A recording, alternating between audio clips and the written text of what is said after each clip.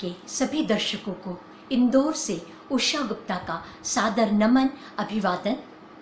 आज मैं आपके सामने अपनी एक नई स्वरचित लघु कथा लेकर प्रस्तुत हूँ और यह लघु कथा श्राद्ध पक्ष से संबंधित है।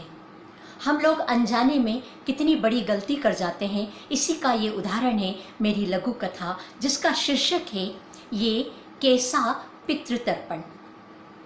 रमाकांत भैया और हमारे घर के बीच में सिर्फ एक दीवार का फासला है। हम दोनों को जो एक दूसरे के घर में क्या बातें की जा रही है, क्या बोला जा रहा है, सब सुनाई दे जाता है। साल भर पहले ही रमाकांत भैया के पिताजी चल बसे। उनका दुख हमें भी बहुत हुआ था, पर क्या किया जा सकता है। अब उनकी माँ का 6 महीने तक तो सबने बहुत ध्यान रखा, परंतु अब हर कोई उन पर चिल्ला देता है। रमाकांत जी की पत्नी मीरा, उनकी बेटी जया और उनका बेटा अनुज, और यहाँ तक कि रमाकांत जी भी बात बेबात उन पर चिल्ला पड़ते हैं। और बात भी क्या, सब मिलाकर बस खाने की। माँ की आदत है हर 5-6 दिन में किसी भी पकवान की मांग कर बैठती है। कभी जलेबी या लड्डू, या कभी इमरती या कलाकंद, या कभी बेसन की चक्की, कभी किसी भी चीज़ की, या कभी कभी रतलामी तीखी सेव की भी वो मांग कर देती है। अभी 2 दिन पहले ही एक आवाज़ सुनाई दी थी। वो कह रही थी, बेटा रमू, बेसन की चक्की खाने का बहुत मन हो रहा है, मंगवा दे या बनवा दे बहू से। तभी उससे भी तेज आवाज़ रमाकांत भैया की आई, क्या माँ, तुम भी दिन भर खाने की फरमाइश करती रहती हो, रोज रोज की फरमाइश से तंग आ गया हूँ। तुम्हारी जबान इस बुढ़ापे में भी लार टपकाती है।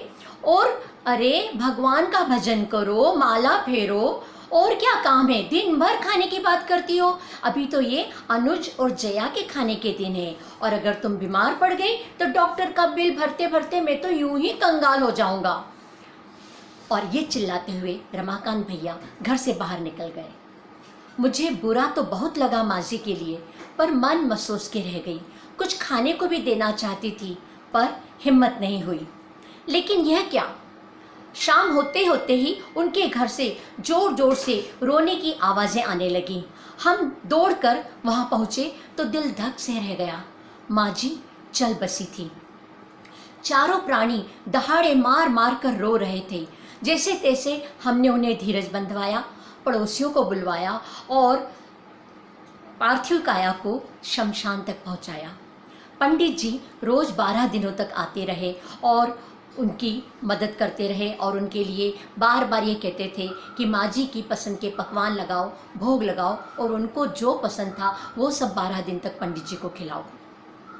हम रोज़ वहाँ जाते रहे क्योंकि अच्छे दोस्त और अच्छे पड़ोसी थे, और पंडित जी के कहे अनुसार हर दिन माँ की पसंद के व्यंजन बनते रहे। पूरी थाली व्यंजनों से सजी हुई माँ की फोटो के आगे रखकर दोनों पति पत्नी रमाकांत भैया और मीरा जी प्रार्थना करते, माँ आओ अपनी पसंद का पकवान खाओ। और मैं बुत बनी वहाँ खड़ी खड़ी देखती रहती और ये सोचती रहती, जीते जी माँ को पकवान नहीं खिलाए और मरने के बाद उनके फोटो के आगे रोज नए नए पकवान। धन्यवाद।